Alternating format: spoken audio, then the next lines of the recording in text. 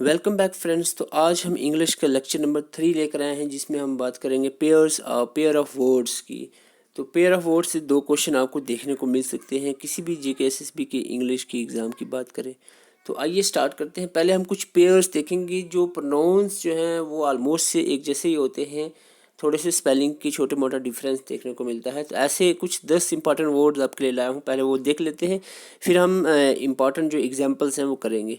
तो most of the students देखता हूँ मैं कि आधी ही वीडियो से चले जाते हैं। जो मेन चीज़ होती है वो एंड पे लाई होती है, जिसमें हम प्रैक्टिस करते हैं। तो एंड तक ज़रूर बने ताकि आपकी प्रैक्टिस भी हो सके। तो सबसे पहले हम देख लेते हैं, यहाँ पर दो वर्ड हैं जैसे कि स्टेशनरी और स्टेशनरी।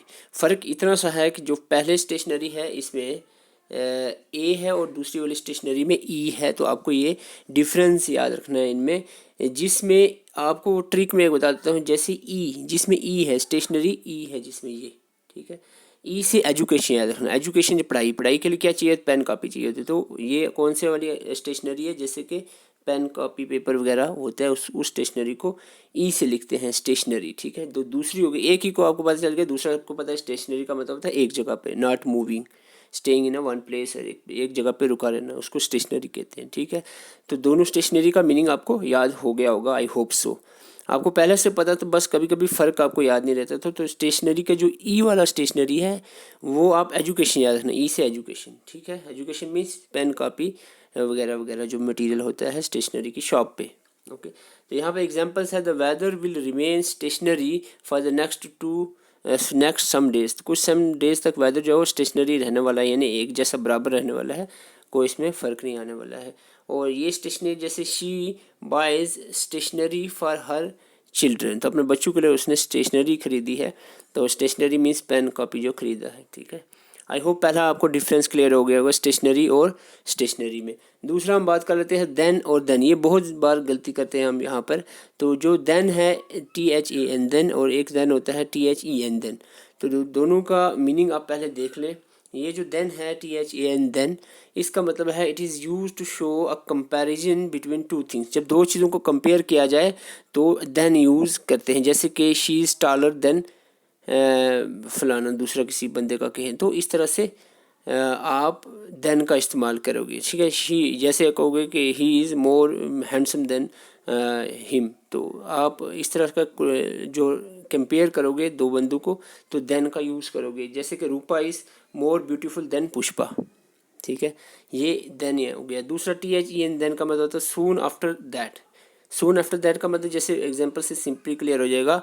ये एग्जांपल है यहाँ पर, we went to the playground then we played soccer, ठीक है। पहले हम प्ले ग्राउंड में जाएंगे, फिर हम, ये देन का मतलब है फिर हम। सम आफ्टर दैट का मतलब है फिर हम, पहले हम प्ले ग्राउंड में जाएंगे, फिर हम सॉसर प्ले करेंगे, ठीक है। तो ये आपने याद रखना, देन का मतलब है फिर।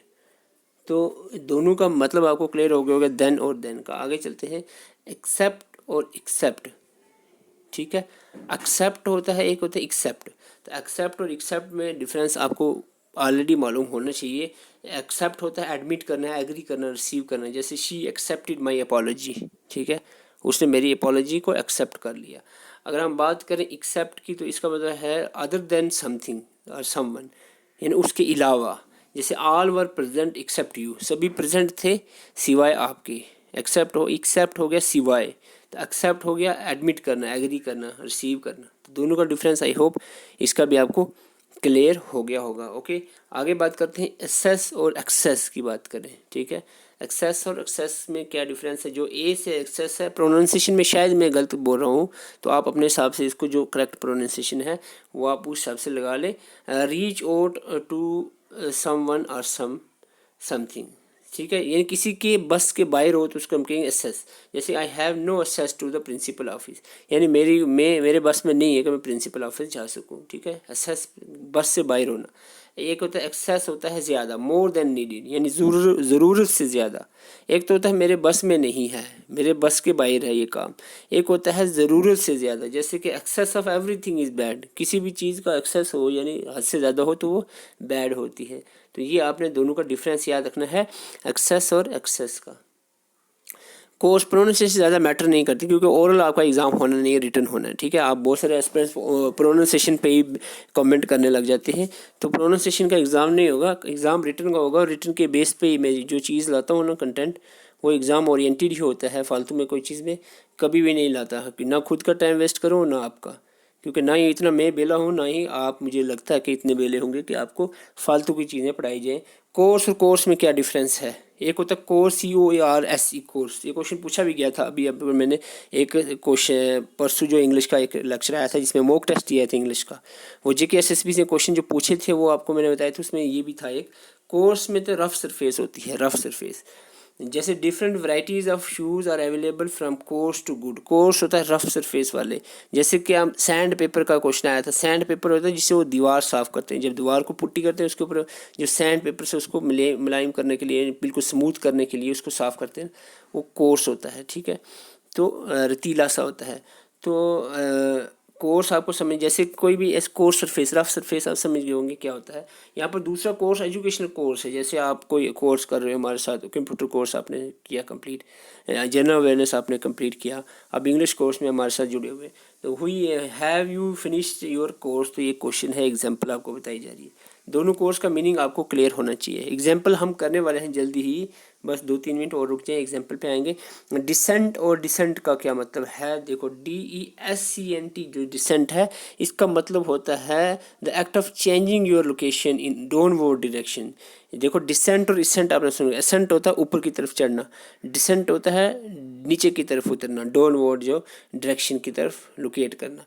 दूसरा आपका डिसेंट है, इसका मतलब है decent, he is very decent, he is a decent guy, बहुत डिसेंट है, यानी पोलाइट है, मोरल है, ऑनेस्ट बंदा है, वो डिसेंट। आप समझ रहे हो, ये बंदा बड़ा डिसेंट है, तो वो डिसेंट का में एस नहीं होता, DECENT होता है, डिसेंट, ठीक है।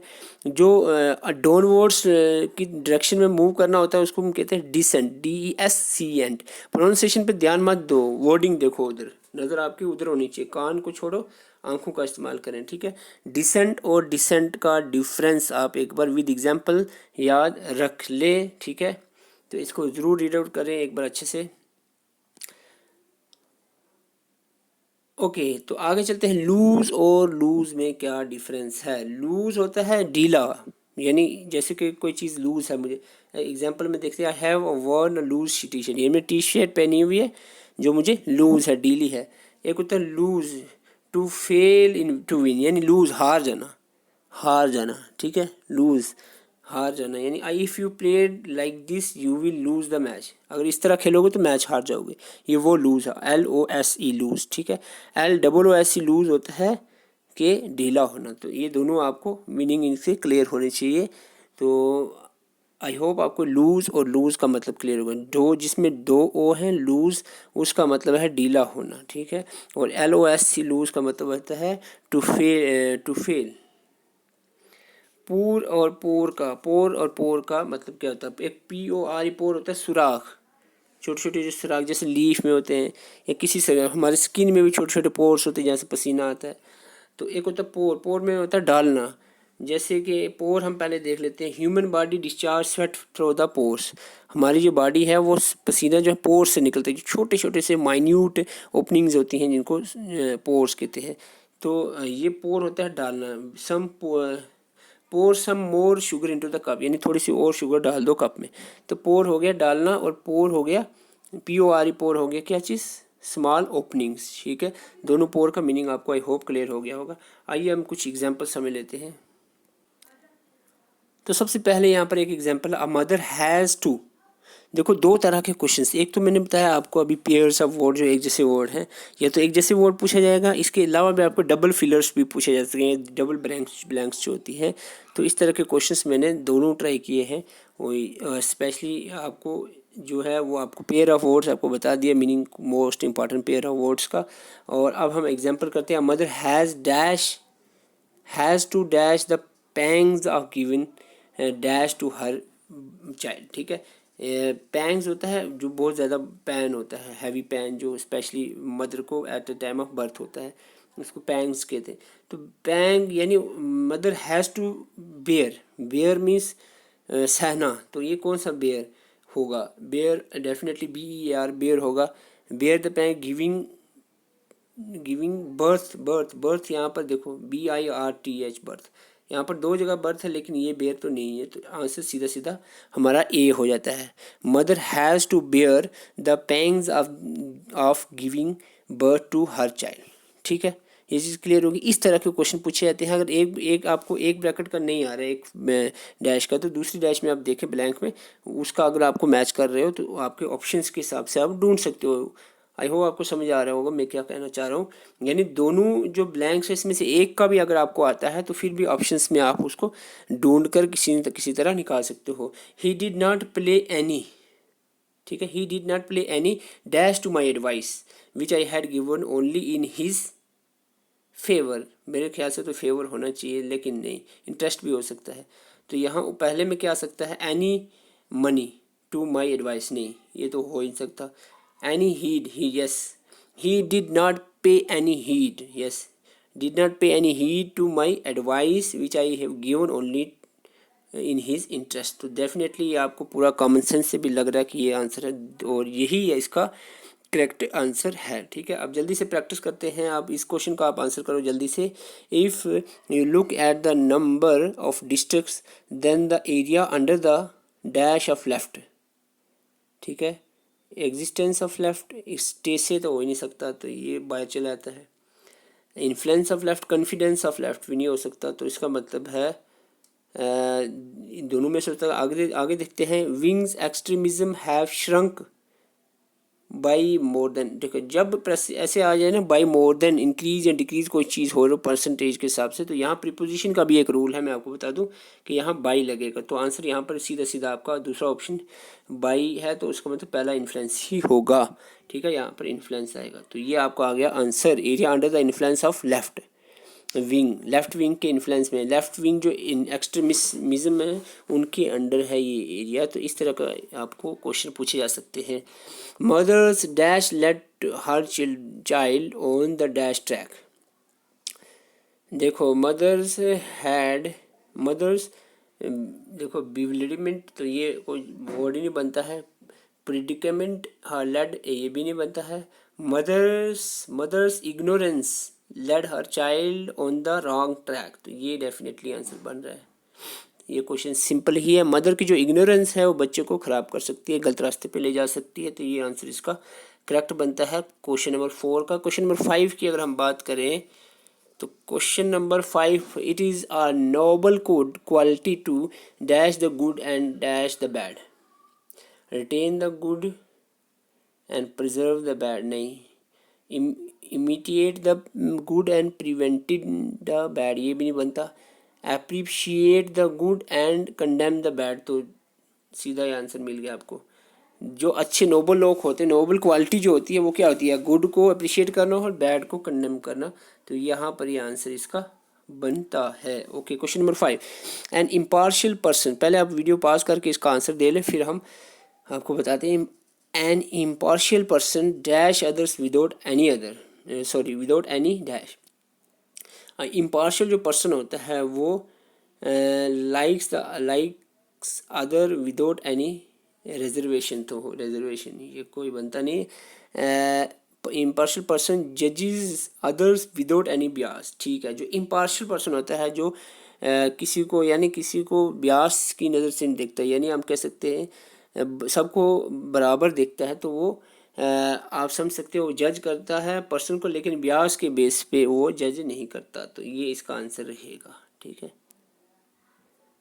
Question number 7, mass education system dash lot of dash on teaching, claim lot of regard on teaching, नहीं। सिस्टम टीचर्स लॉट ऑफ, नहीं, तो दोनों पहले ऑप्शन तो बिल्कुल सेंस नहीं बन रही है। ठीक है, तो जो मॉडर्न मास एजुकेशन सिस्टम है lays lot of stress on teaching, ये तो सिंपल बन गया, ये इसका आंसर है। ठीक है, ले यहाँ पर आएगा, lays system lays lot of stress on teaching and very little on learning. ठीक है, ये थोड़ी सी जचना भी चाहिए, मैं आपको याद रखना इंग्लिश में ये चीज़। He wanted me to discuss this issue critically because he had to flush it out before lunch, नहीं, ये जस्ता नहीं। Immediately issue immediately because he had to drag it out before lunch, sort it out. अच्छा ठीक है ठीक है ठीक है, ये भी बनता नहीं था।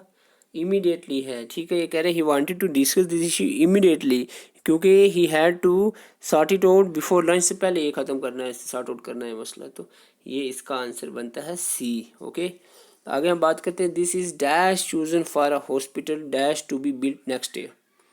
ठीक है, दिस इज डैश साइट, ठीक है, chosen for hospital complex. Yes, अगर हम एरिया लगाते हैं तो बिल्डिंग, एरिया तो नहीं लगा, यहाँ पर साइट ही लगेगा। सो यहाँ पर आंसर है site. This is the site chosen for the hospital complex to be build next year. Okay, question number 10, we don't know what dash him to dash the crime. what excited him to arouse the crime, नहीं, what prompted him to commit the crime, crime है तो commit ही होगा, उसने crime commit किया है, तो ये prompted him to commit the crime इसका आंसर रहेगा। ओके, तो इस तरह के क्वेश्चन आप खुद प्रैक्टिस करें, गूगल पर जाएं, सर्च करें टॉपिक के हिसाब से, आपके इंग्लिश के सिलेबस के टॉपिक के हिसाब से MCQ सर्च करें, तो ज़्यादा से ज़्यादा प्रैक्टिस करें। 15 दिन आप इंग्लिश को दे दें अच्छे से, तो आपकी प्रैक्टिस। लेकिन टोटली वीडियो पे डिपेंड रहना ये काफ़ी नहीं है, पहले ही बता रहा हूँ, ठीक है। मेरे हो या किसी भी चैनल पे, वीडियो से आपको 50% ही चीज़ें मिलती हैं। फिर भी मैं कोशिश कर रहा हूँ कि आपको काफ़ी कंटेंट दिया जाए, लेकिन इतना भी नहीं प्रोवाइड बंदा कर सकता जितना एक आदमी खुद करेगा, ठीक है। बीइंग मेरा काम था आपको इंडिपेंडेंट बनाना, ठीक है, कि यही ऐसा नहीं है कि आपको डिपेंडेंट बना दें हम किसी यूट्यूबर के ऊपर, ठीक है। Don't depend on the YouTubers या किसी भी टीचर के ऊपर। Teachers are only to guide you in a correct way, कौन सी चीज़ आपको पढ़नी चाहिए। Being question number 11, being extremely dash he examine every detail of the case before dash his opinion. Being extremely cautious he examined every detail of the cause before completing his opinion. cautious, eccentric तो नहीं जचेगा।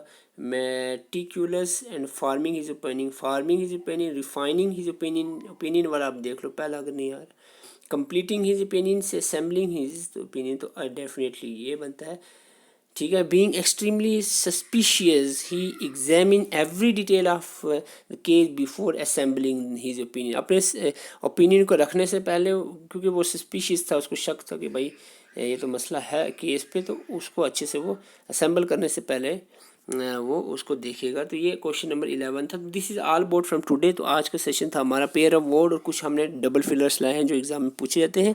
तो अगर आपको video अच्छी लगी, channel को subscribe करें, video को लाइक करें, और अभी से पहले जो हमने इंग्लिश के 2 वीडियोस अपलोड किए आर्टिकल्स प्रीपोजिशन पे, वो भी आप जा सकते हैं, डिस्क्रिप्शन में जाकर उसको लिंक मिलेगा, या प्लेलिस्ट में जाकर आप देख सकते हैं। और कंप्यूटर जनरल अवेयरनेस का भी कोर्स हमने कंप्लीट कर दिया है, वो भी आप प्लेलिस्ट में जा सकते हैं। तो थैंक यू फॉर वॉचिंग।